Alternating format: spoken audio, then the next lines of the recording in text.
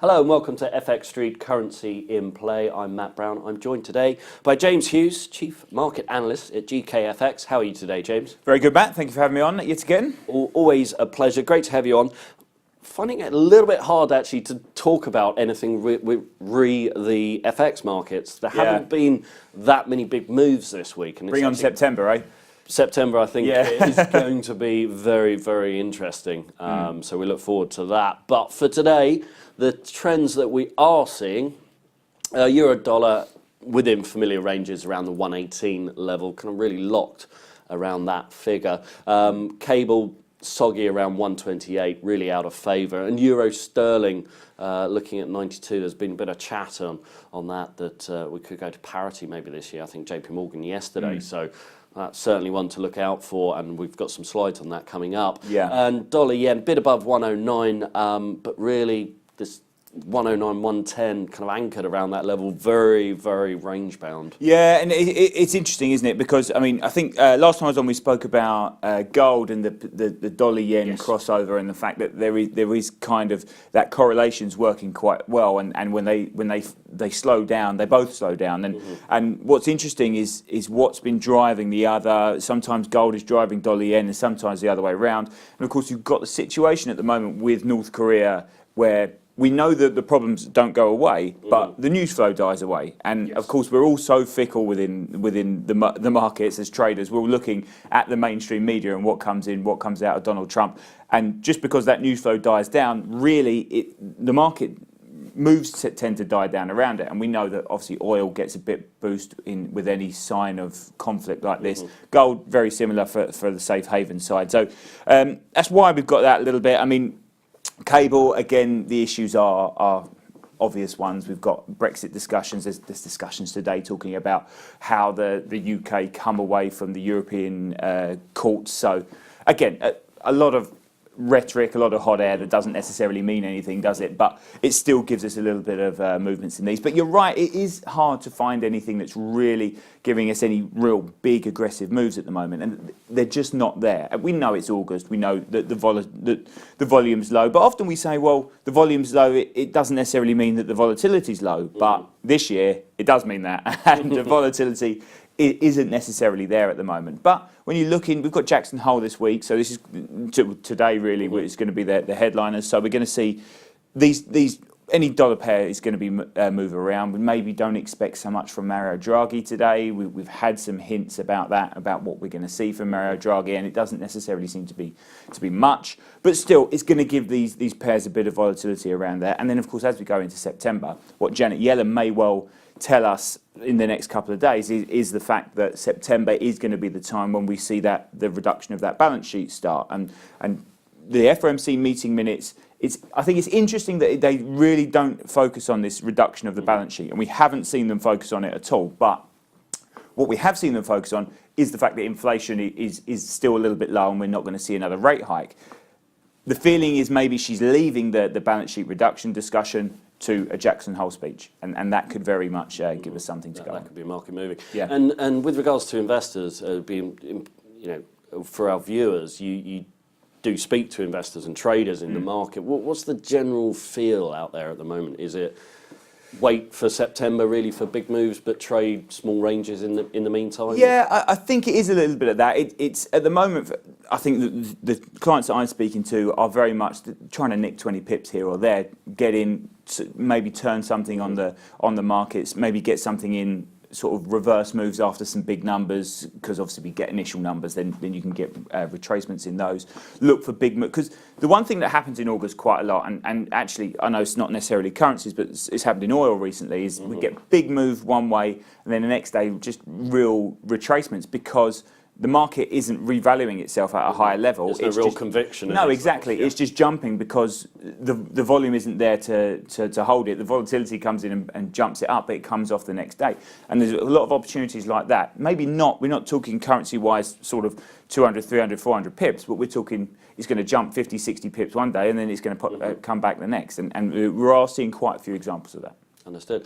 Well, you've kindly brought along a few slides today, a few things to talk about. We've already touched on euro sterling, but Just talk us through this chart. Yeah, I mean, this is a very, very simple one, actually. I mean, we know the strength of the euro and euro dollar. Of course, we know what's going on there. There's two opposite directions. We know dollar's been weak, euro's been strong. Thank you very much. Very simple. But when you take the dollar out, I think euro sterling is quite interesting. And I know we were saying earlier that there is this discussion of parity. A lot of banks calling out the fact that we could see parity before the end of the year.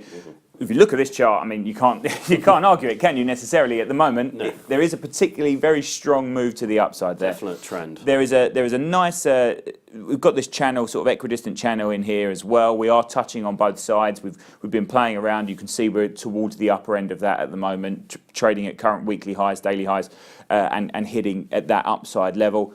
Underneath the bottom of this, the trend line underneath, you've got the 200 period moving average. So if we do break down, this is a daily chart, so it's 200-day moving average. We break down, we've got the big trend line to contest with, and not only have we got that, we do have the 200 period moving average as well. So it does give us a little bit more sort of concrete levels underneath that, and it just seems very strong, doesn't it? I mean, there doesn't necessarily seem anything coming out of there, and Mario Draghi is very reluctant to talk tapering or anything that's going to rock the boat. So it's Brexit, of course, is the absolute mess that Brexit is, and could always have a sterling positive or negative move that comes out of left field. But away from that, I think the euro's the stronger. Yeah, and with regards to Brexit as well, the euro looks a lot prettier against the ugly pound at the moment. Exactly. Unfortunately. Yeah.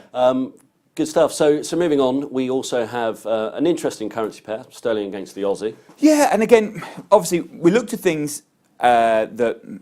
What our clients are looking for is, okay, we've got cable, but we're so worried about Brexit that there is some moves, and we know what the dollar is. Now, I know this is sterling still, but and the Brexit moves happen. But remember, we are in August. We are in that time, and we do want some moves. So if anything is going to generate moves, it is going to be a Brexit headline. It is going to be anything like that. And I think this is quite a nice technical move that we've had. And it just shows you throughout, really, for the last year, since sort of summertime last year, this downside trend that we had, this breakout, and this absolute textbook retest of the trend line underneath it. So I know that, and obviously this has happened back in April, that the breakout and then the retest. The retests have happened in the last month or so.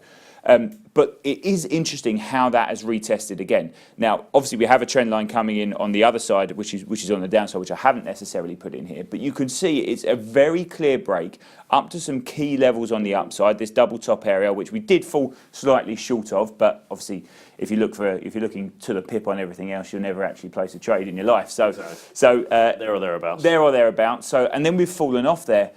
So it is a very key break and a nice retest in that. And if we actually go into the next slide, yeah, you've got an hourly. We go in a little bit closer on this, and all I've done is just put fib retracements on this, and I'm one for keeping things as simple as possible. Yes. I mean, I'm a qualified technical analyst, yes, but a lot of the gumph I can throw away quite happily and sort of keep it simple. Focus on the simple stuff and forget obviously why fibs are there and how they're calculated. They're just giving us nice support and resistance levels. And if you look at this to the downside, you can see the lows that we've hit, the fibs come in, and the 23.6% retracement has been respected really well. And what I find interesting on this as well is even before we bottomed out, we've seen the level, it hasn't enjoyed anything above that. So we haven't seen any real hourly closes above that in the last couple of weeks. So it is a case of sitting there. It is a nice upside resistance level on there. You can see the market falling away from it after yesterday's big run higher. You can see yesterday's last couple of hours, this morning's big run higher. You can see the market falling away. Obviously, this has moved on a little bit from earlier, but you can still see that there is key nice levels in there to play some ranges around. Yeah, so definitely one to look at Absolutely. in these markets. Good stuff. And finally, we have the calendar, and as we all know, it's the Jackson Hole Symposium, Word of the Week Symposium there. All focus has been on that. We've already touched on that, but it feels as if nothing done with Draghi.